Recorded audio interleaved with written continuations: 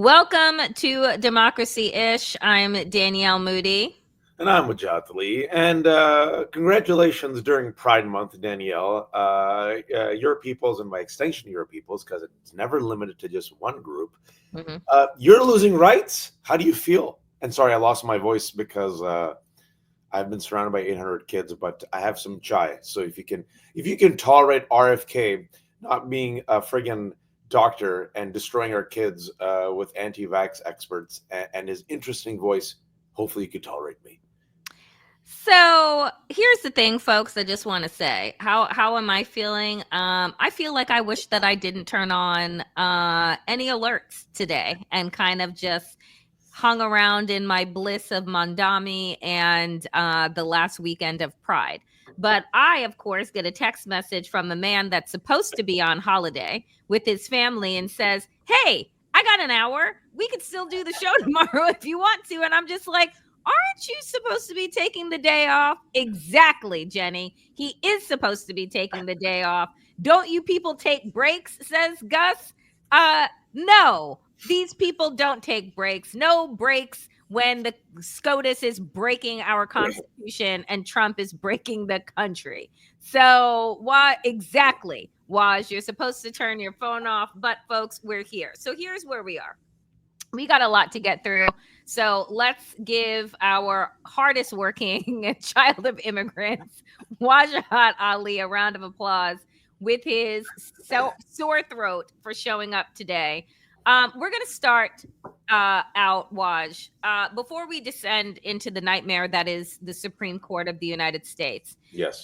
Let's go to where we had good feelings and hope today this week, which was with the surprising come from behind win of Zohran Mamdani, the 33-year-old Ugandan born child of Indian immigrants to this country who ran as a Democratic Socialist to win the Democratic primary for mayor. Now, I want to say this before you go in, is that normally winning the Democratic primary for mayor would automatically essentially mean that you are going to be mayor. Like there has been no other time when you win the Democratic primary for mayor and then it's not assumed. Obviously, they still have general elections, but the way that New York City works is that the primary is the major race. However, thanks to the billionaires and the white supremacists and establishment Democrats, there is a 40% chance that Mamdani becomes the mayor, but there is a 60% chance that he does not. Waj, take it away. All right, folks. We're going to connect the dots today. And people might say, what does this matter? Why is this connected to the rest of America? It's just New York. It isn't just New York. New York is the city, right? One of the most populous cities in America, the most populous city in America, a symbolic city, a diverse city. What we said last week was that this race is a temperature setter, right? This race will tell you about the feelings of the majority. This race will reveal, and I said this and predicted this, I hate being right about this, whether or not the establishment, and by the establishment, it's not just Democrats, it's also Wall Street, it's also corporate media, right? Because it was Lawrence Summers, New York Times, Washington Post, Bill Ackman, we'll talk about him, Palantir, Bill Clinton, and also Representative Clyburn, who went all in with a sex predator, Andrew Cuomo, a man who was completely disgraced. 40% of Cuomo's allies in the past 3 weeks were people who abandoned him 4 years ago. And they came out and did a complete 180, not because Andrew Cuomo's any different, because his opponent is 33-year-old Democratic Socialist Zohran Mamdani. And we said, let's see. This is the barometer, I think, of America, right? And what happened? He won. He won thanks to, not just by himself, Brad Lander, New York City comptroller, with his support, a Jewish American man, Michael Blake, another black candidate, cross-endorsing each other. They came together like the Avengers and destroyed this establishment corrupt predator Cuomo. Amazing. So you would think, okay, the establishment, and especially Democrats, well, see where the wind is blowing, Danielle. Mhm. And Mhm. instead, what Mhm. we predicted and what I said, Mhm. and I said, listen, I hope I'm wrong about this, but the establishment, which I'll define even more, would rather burn New York Mhm. City to the ground Mhm. than have Mamdani as the mayor. And what Mhm. Danielle and I have said, and what Jonathan Metzl said in his book, Dying of Whiteness, is that a part of America, a part of white America, specifically white supremacy, it all comes back to race and greed, folks. You think me and Mhm. Danielle are crazy? I give you this week. If it comes to a decision between sharing a room with me and Danielle or burning down the house, Burn down the we'll village. burn down the village. And Danielle, in the aftermath, the 2.5 day aftermath of Zohran Mamdani with this historic win, totally fair. The people came out, clear victory. Can you tell us what the establishment has done? Okay, so I'll walk you through what everybody has done because I want folks to be very, very crystal clear here. Is that while we like to, and it's very easy because when MAGA took off its white hoods and put on a red hat, it is very obvious for us to continually call out their racism, right? You see posts like this from Laura Loomer posting uh, after Mondani's win. Zohran Mamdani hasn't even been a US citizen for 10 years. Lie. He is literally supported by terrorists. Lie. New York City is about to see 9/11 2.0. Lie. Keith Olbermann, shout out, even though, on the fence about him at times. 9/11 happened under Giuliani, you moron gutter snipe. I just wanted to be able to say that. And he put the New York City emergency control in the World Trade Center after being warned it was likely a terrorist target. Okay. Then there's Charlie Kirk. 24 years ago, a group of Muslims killed 2,753 people on 9/11. Now a Muslim socialist is on path to run New York City. What does one have to do with the other? Absolutely fucking nothing, because there are how many people of the Muslim faith in the world, Waj? One, Two and a half billion? 1.8 billion. Yep. Yeah. So 2 billion Muslims. So I guess that, according to the logic of Charlie Kirk, they're all terrorists. Well, if I use that fucking logic, which would actually work with the patterns of white nationalism, which is in bed with Christianity, then I could offer up that every fucking white Christian is most likely a fucking terrorist and run the receipts to you. So then you have all of that. Then Bill Ackman, another fucking racist who is a multi-billionaire, comes out and pledges millions to defeat Mamdani in the New York City mayoral race. He says that he is putting up money to any candidate capable of defeating Zohran Mamdani in the upcoming New York City mayoral election.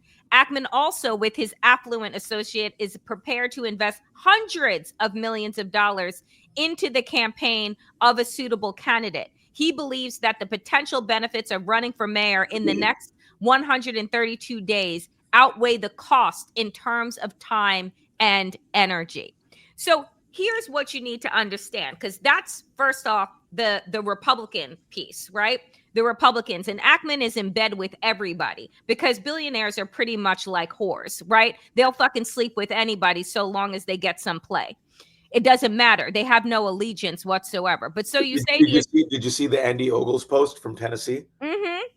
So then you say to yourself, well, Danielle, of course, that's just Republicans. They're going to do what they're going to do. But Democrats, of course, seeing the changing of the winds, seeing the power of the people in New York City, and New York City being a litmus test for where the Democrats should be moving, where would you think they go, Waj? Why don't you tell the people? As donors work against Mamdani, top Democrats stop short of backing him. So, as this is happening, as we're seeing a redux of the anti-Muslim bigotry that was mainstreamed by Democrats and Republicans and liberals after 9/11, I lived through it, folks. I'm a Muslim. I keep all the receipts. The shameless fear-mongering, the shameless and disgusting and completely baseless accusations of anti-Semitism. As you're seeing this proliferate from the right, and by the way, it started from where? Cuomo and his campaign the last 2 weeks, as he was getting very desperate. You would think Democratic leadership would stick its finger out, see where the wind is blowing, and say, you know what? Maybe because we're hemorrhaging support, maybe we're losing our base, maybe because we have a favorability rating of 29%, even lower than Donald Trump, maybe we'll protect Zohran Mamdani. Oh, no. Even after he won resoundingly, right? And even after Brad Landers voters ranked him number 2, and you have Michael Blake and all these others, right? He won. He didn't win by 1%, 2%. He won by nearly double digits. And especially if you add in Brad Landers' ranked choice voting, he's got it, right? What did they do? To this day, Senator Schumer has not endorsed Mamdani. To this day, Hakeem Jeffries has not endorsed Mamdani. To this day, the governor of New York, Hochul, has not endorsed Mamdani. And then this week, just yesterday, on Brian Lehrer's show, the progressive Democrat Kristen Gillibrand, who got Al Franken out because she was a Me Too warrior, doubled down on the bad faith talking points, attacking Zohran Mamdani as a potential anti-Semite due to the words globalize and intifada. That wasn't Fox. That was Democratic Senator Gillibrand. And now Cuomo, who 2.5 days ago, everyone was saying, I'm going to lose, based on Bill Ackman revealing the supervillain plot. You know what Daniel just showed you? He revealed it on Twitter, folks. Supervillains don't reveal their plots. Bill Ackman literally on Twitter said, hey, I'm in a secret WhatsApp with all these millionaires and billionaires, and we've raised hundreds of millions of dollars, and we have a chance of defeating. A few hours later, Cuomo shockingly said, I might run as an independent. And so I say, run as an independent. Get freaking beaten again. And I want all the Democrats to have eggs on their faces, right?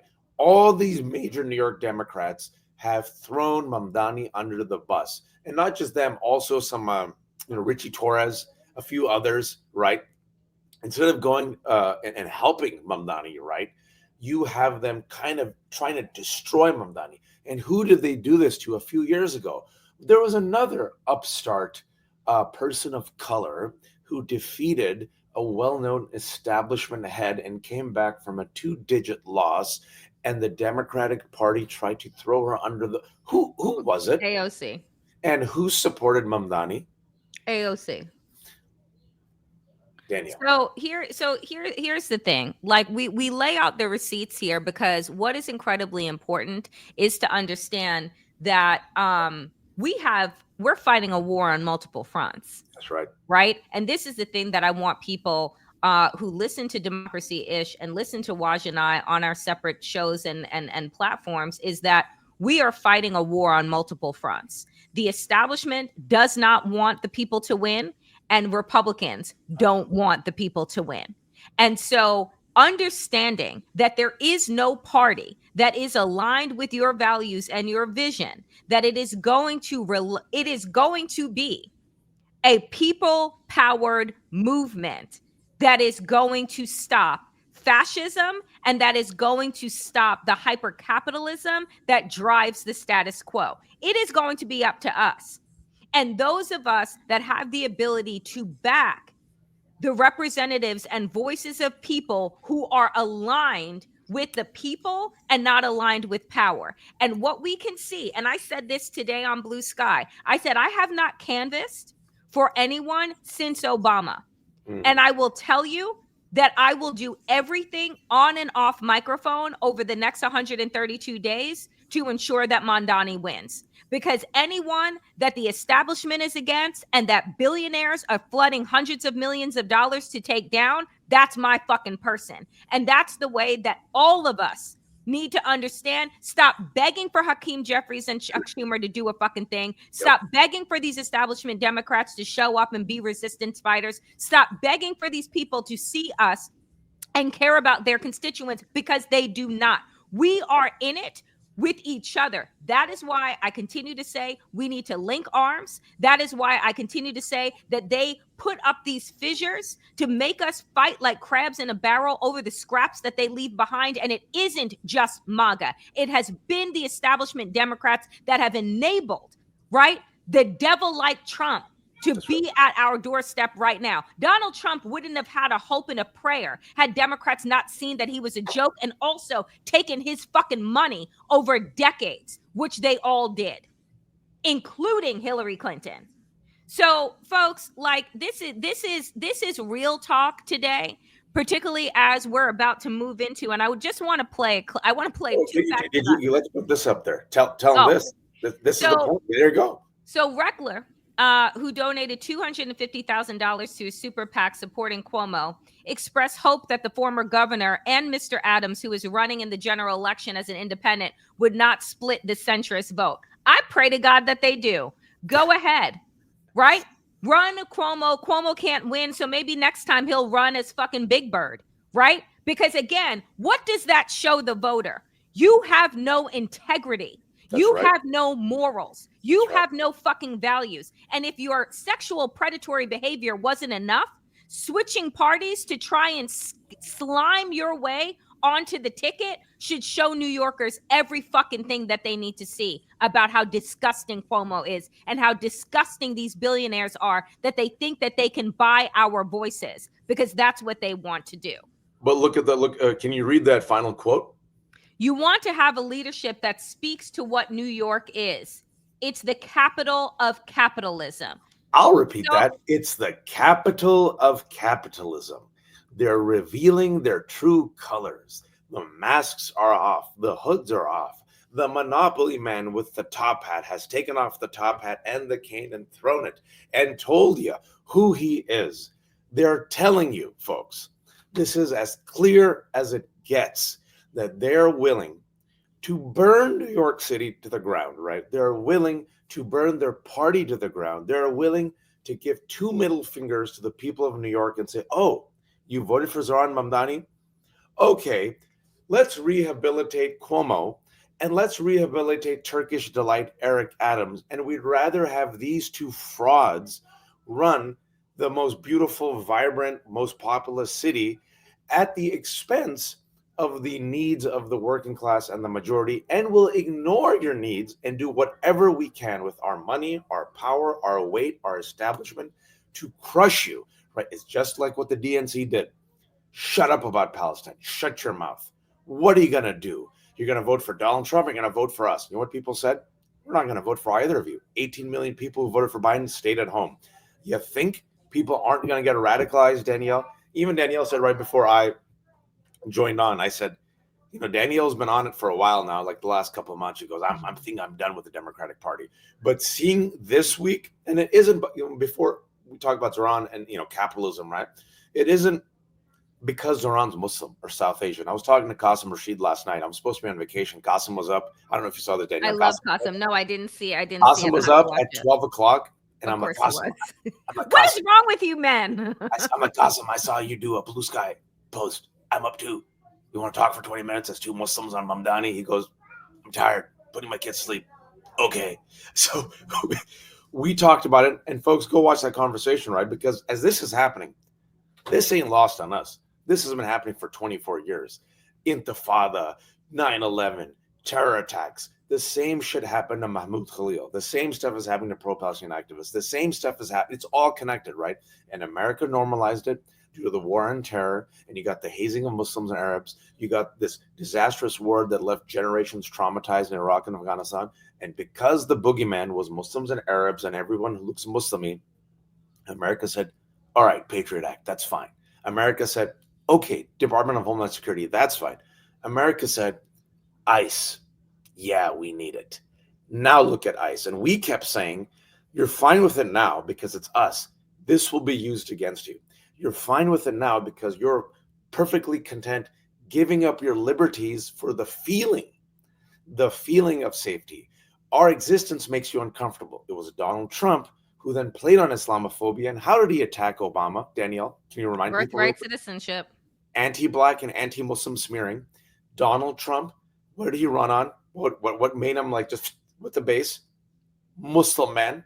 Right. Was the first thing he did in administration. Muslim and show me your papers. Sure. Where Barack Obama, first president in history, having to release his long form birth certificate, only black man. Why? Because a white man told him that he needed to show his fucking papers. Like, this is the same, and this is why this show and what the work that Waj does and the work that I do is so important, is because no one is connecting the dots. They take these things as separate siloed incidents and don't understand the patterns, or don't want, rather, let me say this, don't want you to see the patterns. They don't want you to connect the dots. They want you to take each incident as one thing and not the other, right? So here's the fact. As I want to go back just real quick, as Reckler says very obviously, quote, you want to have leadership that speaks to what New York is, Mr. Reckler said. It's the capital of capitalism. Why do they see Mamdani as a threat? Take a listen to what he says about capitalism. That's what you think this means. I mean, do you like capitalism? No, I have many critiques of capitalism. And I think ultimately the definition for me of why I call myself a democratic socialist is the words of Dr. King decades ago. He said, call it democracy or call it democratic socialism. There must be a better distribution of wealth for all of God's children in this country. And that's what I'm focused on, is dignity and taking on income inequality. And for too long, politicians have pretended that we're spectators to that crisis of affordability. We're actually actors, and we have the choice to exacerbate it, like Mayor Adams has done, or to respond to it and resolve it, like I'm planning. So I want to be very clear that when Mamdani says we can have a better system that has a redistribution of wealth, people like Ackman, people like Reckler, people like Bloomberg, people like Musk, people like Bezos, what they hear is, I can't consume as much as I want. I can't hoard as much as I want. They're going to come and take from me, even though they amassed that ungodly amount of money by taking from every single body else. So whether it is Jeff Bezos that says you can't unionize, you can't go to the bathroom, I'm going to pay you at the bare minimum, and then running campaigns to ensure that you don't raise the minimum wage, running campaigns to ensure that workers remain at the bottom of the barrel, just barely able to survive, ensuring that the architects can build more buildings that are here that have zero low-income affordability that is associated with it. Our housing should be a right, not a fucking lottery. And that is what it has become in New York, as well as other very expensive states and cities around this country. And so Mamdani comes in and is waking up the people the same way that Martin Luther King woke up the people, the same way Malcolm X wakes up the people. And what happens to those people? They are either assassinated or their character is assassinated. And then they tell us, they say, you don't want that handout. You're better than that. You don't want socialism. You don't want affordability. You want to be able to be the next Musk or the next Gates or the next this or the next that. It is a fucking lie that they have been selling so that they don't have to share. That is why they are threatened by this man right now. The lotto ticket. I see people more and more every week at 7-Eleven buying those lotto tickets. Maybe I'll be the one. I'll be the magical minority in the Hollywood movies who gets out of the hood and the ghetto. I'll be the slumdog millionaire. And maybe, just maybe, the fates will smile upon me as the rest of the people just toil away. It's the 1% versus the rest of us. The rich get richer. All of us get poorer, folks. And the people who have spoken out about the inequities and inequalities that are caked into the system, because the system is white supremacist and the system is run by greed. What do Danielle and I, what have we been saying for years? The twin sins of America are what? Racism and greed. Racism manifesting itself primarily through white supremacy, greed manifesting itself through this version of capitalism that is Unicron, the supervillain from Transformers the movie, the planet-eating planet that gobbles up everything. Galactus, the destroyer of worlds, just munches on communities, destroys them, even takes their bones, even takes their shoelaces, eats up everything. It all goes to the top, nothing to the bottom. And something to say about workers, folks. Oh, workers are lazy. These blacks and these immigrants. You know what's been happening to American workers for the past 40 years? Ever since that mother effer Reagan? American workers are more productive. They work longer hours. They work harder. Yep. They leave more vacation days on the table than even Japanese workers and European workers. And what's happened as a result of this productivity and the profitability? The profits have gone up. Nothing has trickled down. Wages have stayed stagnant. Income inequality has widened. Rich have gone richer. Poor have gone poorer. And people are struggling just to stay alive. And Zohran comes and says, let's not have a failure of imagination. Let's imagine something different, something better that breaks the status quo. And that's why it's so threatening. And Danielle, you said something that, before we move on, I mentioned this with Qasim yesterday because Qasim brought it up. Qasim, just like you said, man, I'm really worried that they're going to kill him.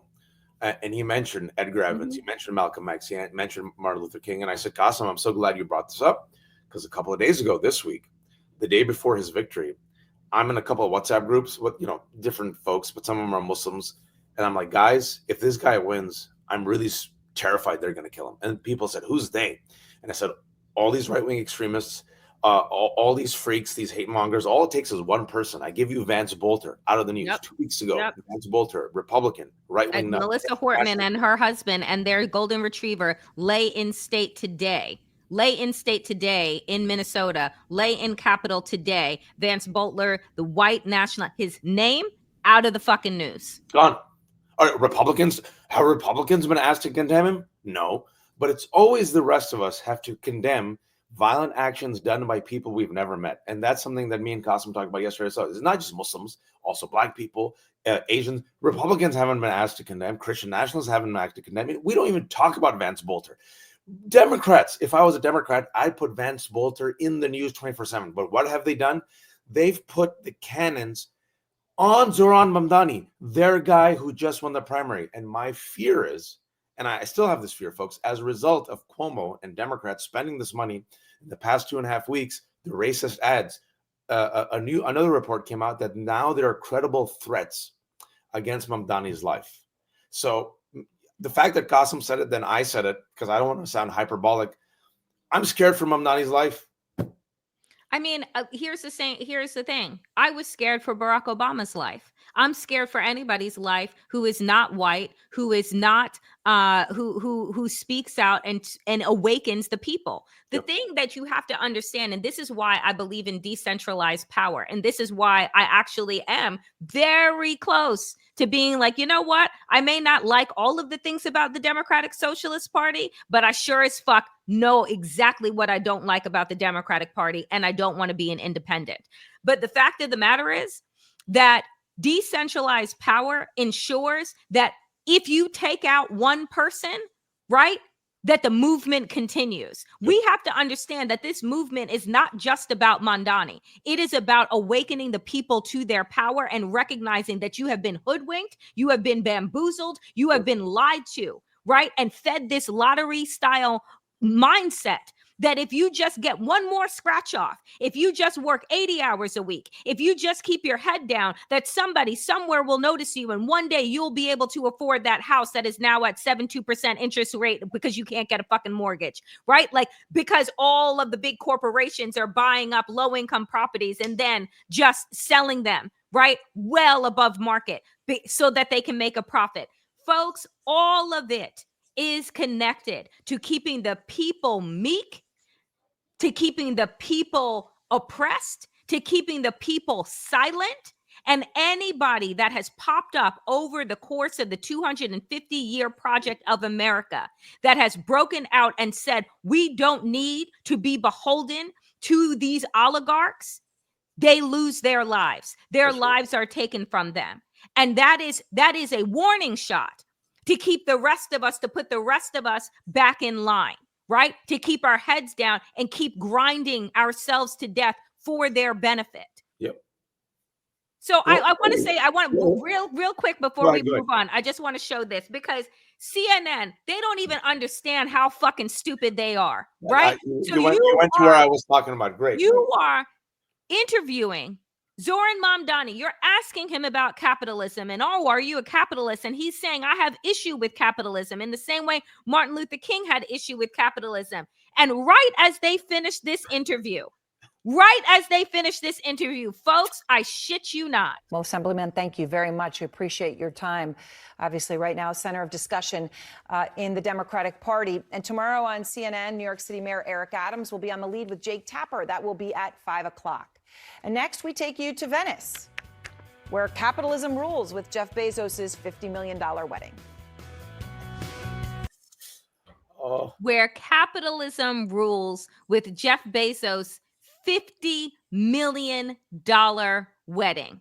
Wow. So now you want to talk about, oh, New York is the center of capitalism. This is the center. And then you just pivot to this inflated, bloated, greedy, fucking disgusting people. I tell you, there's a guy, Waj, that is on Instagram. I love him so much. His name is Blake Thornton, and he is the funniest queer Black man on social media right now. And he's showing all of the A-list celebrities that are showing up for Bezos's wedding. And he's like, just so you know, all of these people are losers. He's like, fascism, but make it fashion. And he's showing pictures of Kim Kardashian, pictures of Leonardo DiCaprio. That he's like, oh, remember when Leonardo DiCaprio was like a fake climate activist? And look at him on this $50 million fucking yacht at this wedding, taking ask me how many private jets landed in Venice for this wedding? 40. 95. Damn. But we're sitting over here, right? Like recycling our bottles and thinking that we're going to put a dent into the climate change crisis and thinking that if I recycle my yogurt cup, that'll do it. Meanwhile, they're flying basically tons and tons of carbon into the air. 95 private jets. If it's not a piece de resistance, onto a city that's sinking because the water is rising. $50 million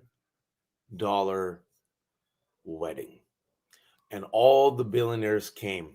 All the billionaires. Folks. Oprah. She's a billionaire.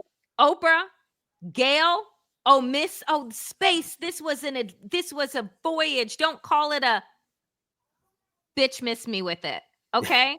Like, it is disgusting because what do they all have in common? Their wealth.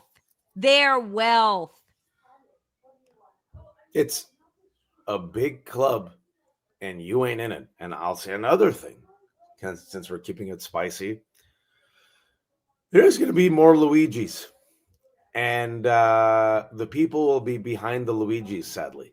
By sadly, I don't want to encourage vigilante violence because this is a country which has weekly mass shootings and has more guns than people. And we've seen that the world's worst people have guns, people like Vance Bolter. But I said something in response to reading some of the Supreme Court decisions today. And what I said is, this is not tenable.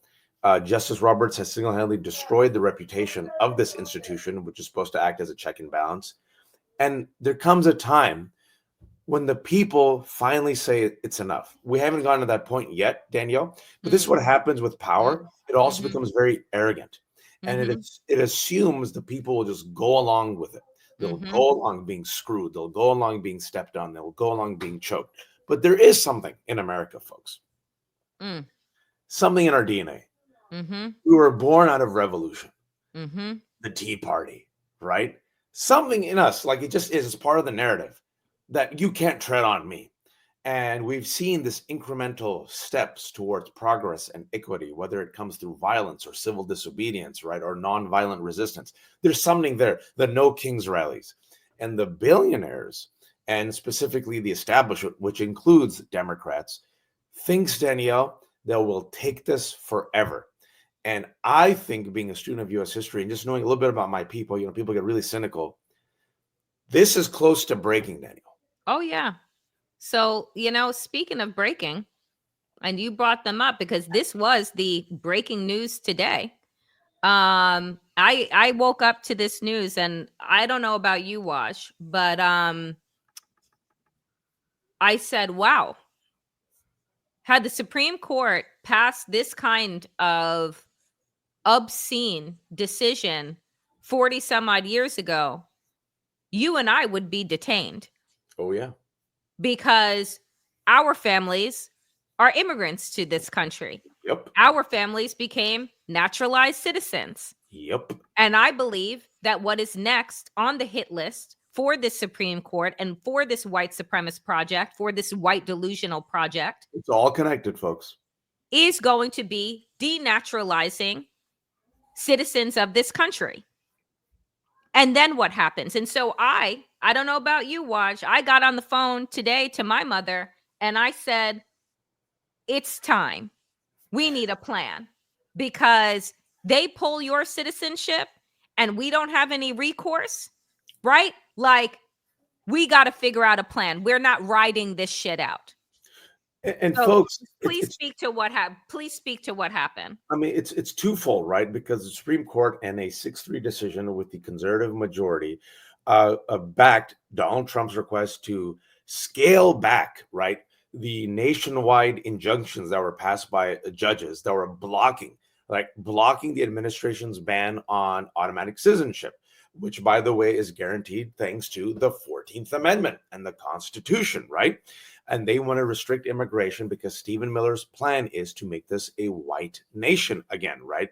So what they're saying is, oh, hey, we, the Supreme Court, are essentially going to handicap our own power as a judiciary. We're going to make sure that the lower courts, which have been the most significant block on Trump's authoritarian agenda, are now essentially weakened, right? And we're going to give Donald Trump and the executive authority more power, right? Even though this is completely unconstitutional, right? But hey, the lower court judges, these district judges, they don't have the right to challenge what is clearly an unconstitutional plan, right? So we'll allow it in effect, right? We're not going to talk about the constitutionality of something that is clearly unconstitutional, but why this is even more dangerous, what people are realizing behind the scenes, is this Supreme Court that gave Donald Trump, not Joe Biden, let's be clear, it's not Democrats, it's not Joe Biden. Anytime it came to expanding executive power under Democrats, the Supreme Court limited it. But because it's Donald Trump, the same Supreme Court that gave him what? Absolute immunity last year for core functions and thereby granted him immunity from prosecution for his numerous crimes, has now said, hey, lower courts, you have to defer to the executive. And so they've removed a roadblock, which has been mostly successful in the past 6 months, Danielle, because he's lost 90 cases, right? And voila, over this, Danielle, which is so clearly unconstitutional. And I believe it was the liberal dissent. I don't know if it was Sotomayor. I think it was Jackson who talked about this eloquently. And also, I believe it was Jackson who compared this to Dred Scott. So in her dissent for the court's 3 Democratic appointees, Justice Sonia Sotomayor called out the court's rewarding of the administration's gamemanship. She noted that the administration didn't ask the justices to fully block the lower court's rulings against Trump's policy. Why? The answer is obvious. To get such relief, the government would have to show that the order is likely constitutional, an impossible task in light of the Constitution's text, history, this court's precedents, federal law, and executive branch practice. So the government instead tries its hand at a different game. It asks this court to hold that no matter how illegal a law or policy, courts can never simply tell the executive to stop enforcing it against anyone. Instead, the government says it should be able to apply the citizenship order whose legality it does not defend to everyone except the plaintiffs who filed the lawsuit. She continued, adding that the gamemanship in this request is apparent and the government makes no attempt to hide it. Yet shamefully, this court plays along. In her own separate dissent, Justice Ketanji Brown Jackson said the court's decision to permit the executive to violate the Constitution with respect to anyone who has not yet sued is an existential threat to the rule of law. Well, and can I also add what she wrote? Yeah. The majority's ruling thus not only diverges from first principles, it is also profoundly dangerous, since it gives the executive the go-ahead to sometimes wield the kind of unchecked, arbitrary power of the founders crafted our Constitution to eradicate. The very institution our founding charter charges with the duty to ensure universal adherence to the law now requires judges to shrug and turn their backs to intermittent lawlessness.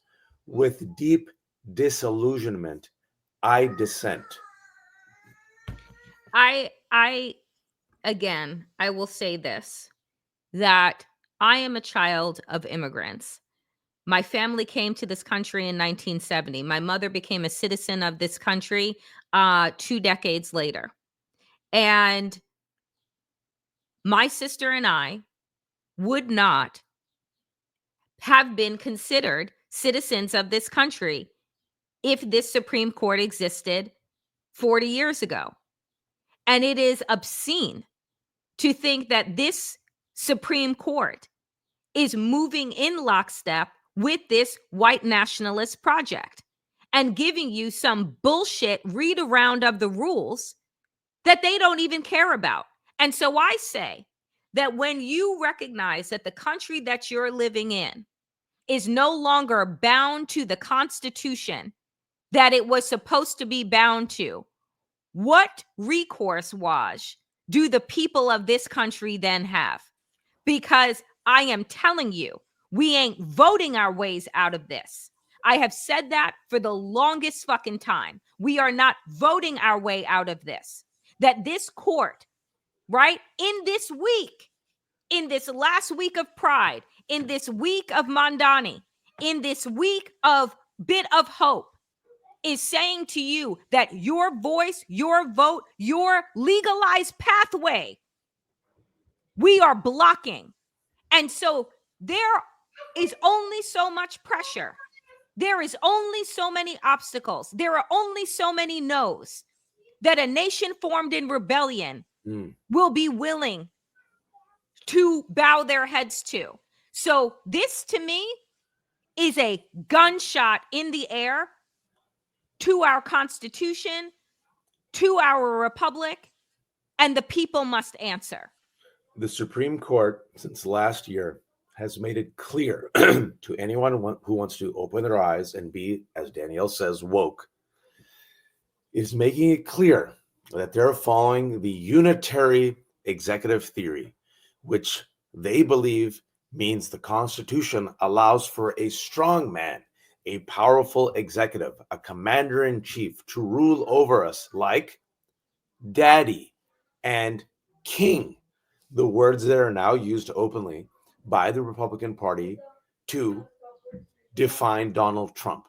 If you didn't believe us last year during their shameful ruling that gave the president, not the president, because Biden was president, Donald Trump, absolute immunity for core functions, I give you this ruling in which they neuter their own power as judges to help the executive branch do what?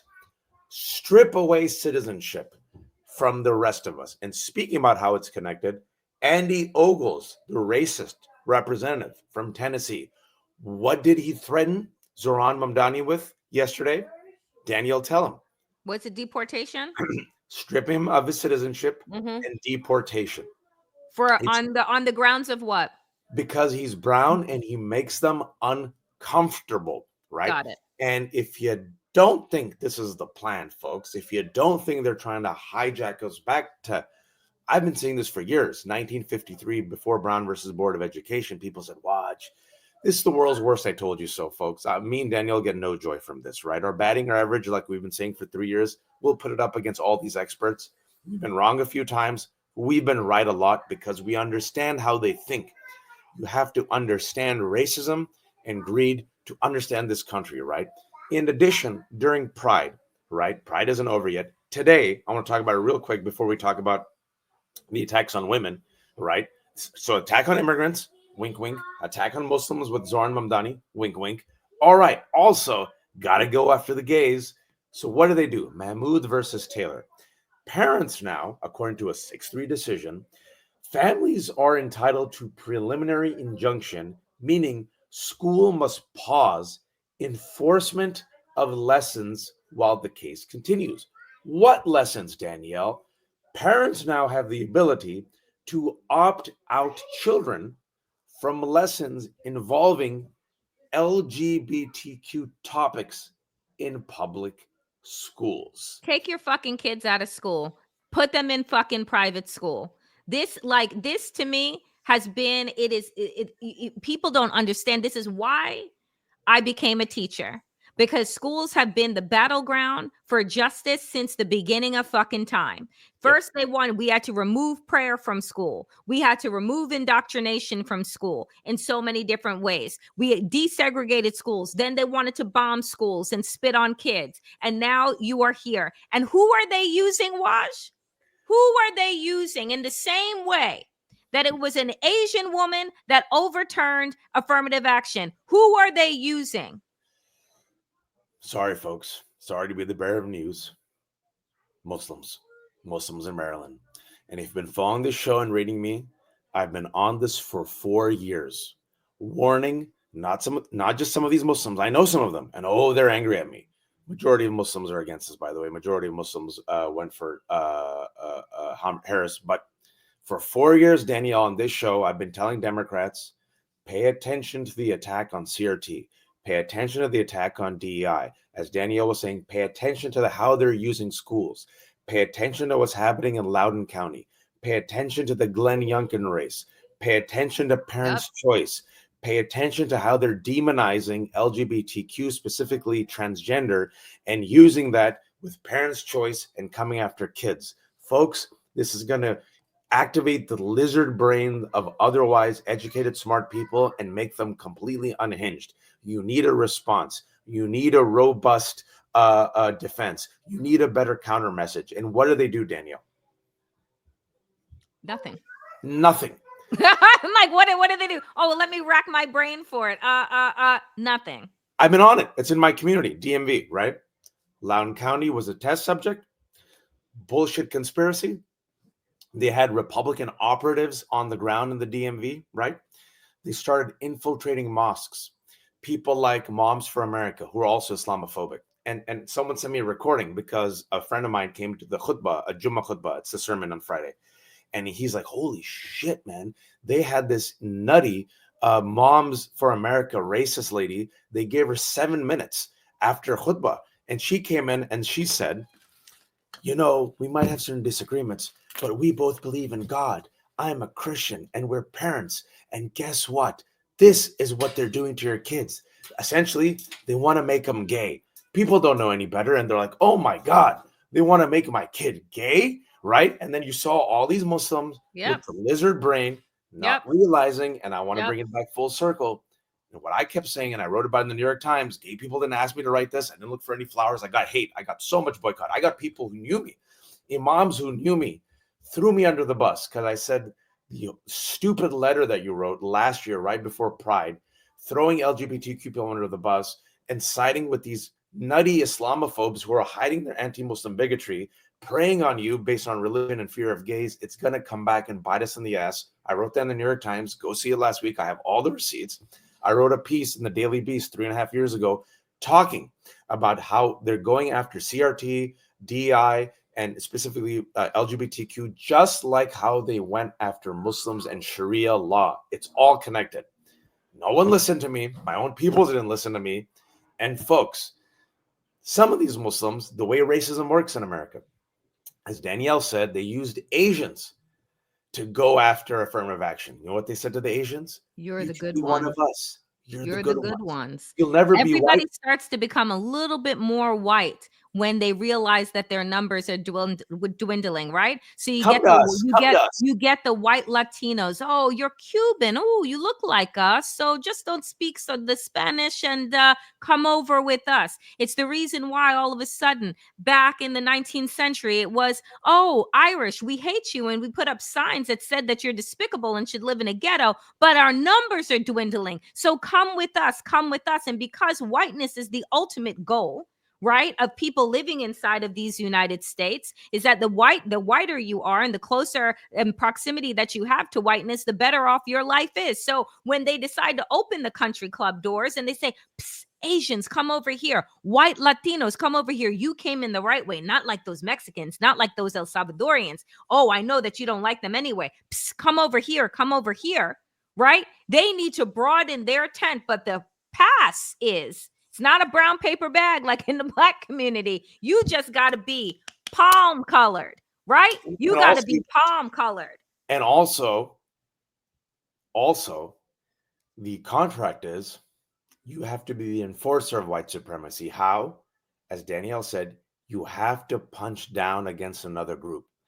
That's the hazing ritual. Are you willing to punch down against another group?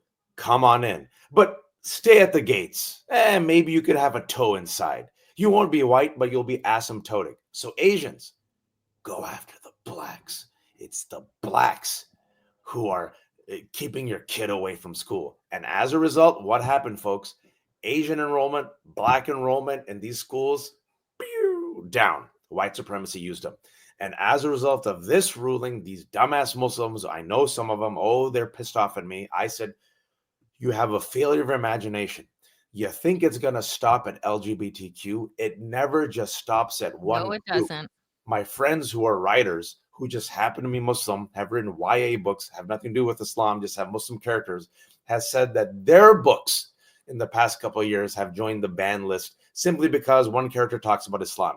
Do you think this is going to end just at LGBTQ plus issues and topics, Danielle? No, because first they come for.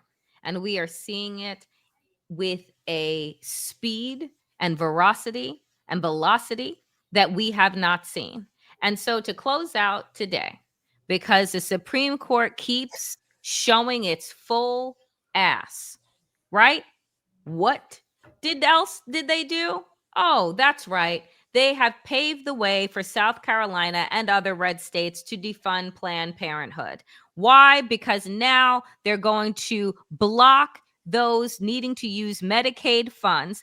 80 million Americans, by the way, are on Medicaid for getting access to Planned Parenthood. Why? Because Planned Parenthood is an abortion provider. Is that the only thing that Planned Parenthood provides? No. They provide pap smears and cancer checks and screenings and a whole bunch of other services, but that doesn't matter. And in some cases, it's the only place that people can go to, because in rural places, guess what? Hospitals are closing because of lack of Medicaid reimbursements, and other things are closing. 80 million people rely on Medicaid, and the Supreme Court just said, fuck you, poor people, die. Basically, because folks, in all seriousness, as Danielle said, as a result of that decision, women are going to die. As a result of Dobbs and the cruelty that has been enacted in states, red states such as Texas and Georgia, women who want to become moms have already died because they cannot access healthcare, because abortion is healthcare, because abortions also are necessary when women who want to be moms have problems in their pregnancy that requires what, Danielle? Abortions, right? And guess what? OBGYNs are fleeing Texas and Florida because they realize, oh my God, the way these statutes that have been passed under these right-wing bigots can be interpreted in a way that not only can I not practice medicine and, uphold my oath and protect women, I might be prosecuted for doing that.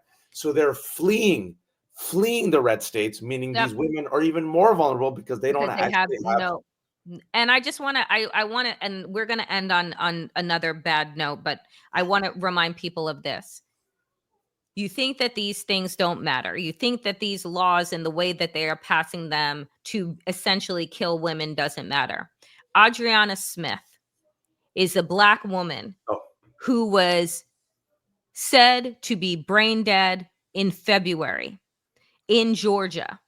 Adriana Smith, remember her name, because her parents wanted to take her off of life support when they realized she was brain dead.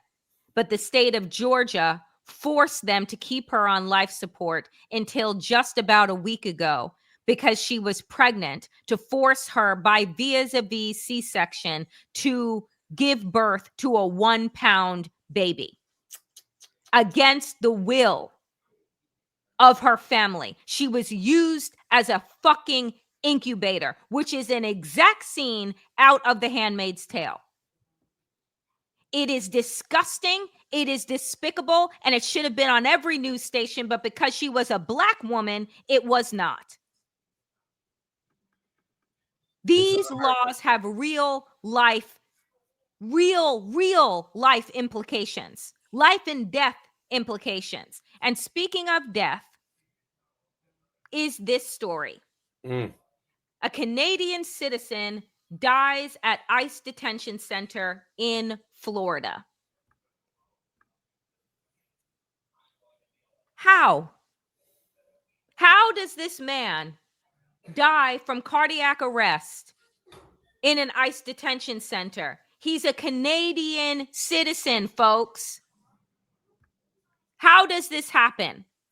Authorities are investigating the death of a Canadian citizen who died Monday in the custody of U.S. Immigration and Customs Enforcement. The man, Johnny Novello, 49, was found unresponsive on Monday around 1 p.m. at the Bureau of Prisons Federal Detention Center in Miami, according to the statement, which was released on Wednesday. Medical staff administered cardiopulmonary resuscitation, automated external defibrillator shock, and called 911. And I want to know, how long was that man in distress before anyone bothered to call 911? And because these are private fucking detention centers, who is allowed to go in and see the conditions that these people are being forced to be in? These are death camps. What's his face? DeSantis was just on television, just on cable news, saying, look at our showers over there. This is our new detention center. Look at our showers. And somebody said in the comments, yeah, I can think of another facility that had showers too. And what they're planning in Florida, and it would be leading news if there weren't 19 other news showing the decay of our modern society thanks to racism, greed, and disinformation, is they're planning a CCOT in Florida in which they're proudly saying it will have no oversight and it will be surrounded by alligators, where people like this poor man who's a Canadian citizen will probably be shipped to die in the United States of America. Folks, white supremacy and greed. We've been saying it for a while. And with everything that was just said, especially that last news, you still can't have Democrats in the year 2025 say abolish ICE. And you still can't have Democrats say expand the Supreme Court. And so if this Democratic Party is not going to change, burn this ish to the ground. Burn them to the Pass ground me a match and build something better. Or if you don't like that analogy, cull them all. Hollow it out of all the waste and corruption, right? Like you're cutting away the rotten parts of a fruit and then let something good, whatever goods remains, maybe like a little core, keep them and then build around it, because we need a robust party that can challenge authoritarianism and racism. And right now, the Democrats aren't getting it done. And folks, when it comes to the Supreme Court, we're stuck for 40 years. That's why elections matter. And not just elections, electing the right people, Danielle. People like Mamdani and others who are at least willing to fight. And folks, it's up to the rest of us. I'll try to end on a hopeful note. They still respond to the majority. They still respond to pressure. Just how human beings work. The small incremental change we've seen in the past 5 months is because the people have put pressure on the LA Dodgers to reject ICE. And then the Dodgers gave $1 million to all the immigrants, right? It's the people with the No Kings rally. It's the people who said F you to all the law firms who bent the knee. And now all these corporations who don't give a shit about any of us are like, our association with these law firms is hurting us. Goodbye, law firms. We don't like you. Costco did good. Target went down. Why? Because the color that trumps even the color white in this country is the color green. Use your dollar, use your voice, use your votes, use your feet. We need all of us 10 toes down against this authoritarian project, which is coming after every single one of us. So, folks, I want to take a moment to thank all of the people who gave today, which was a lot.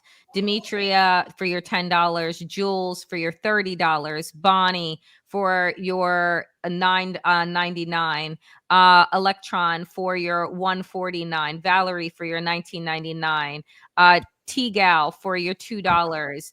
Barb, as always, for your $3. Spring for your $25.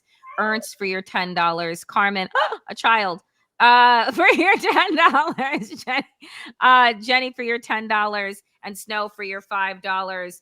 All right, folks, you know the drill. We are independent media. Please like, comment, and subscribe. If you're watching this on Waj's Substack, he is at the left hook. Hit subscribe. He keeps all of his content free.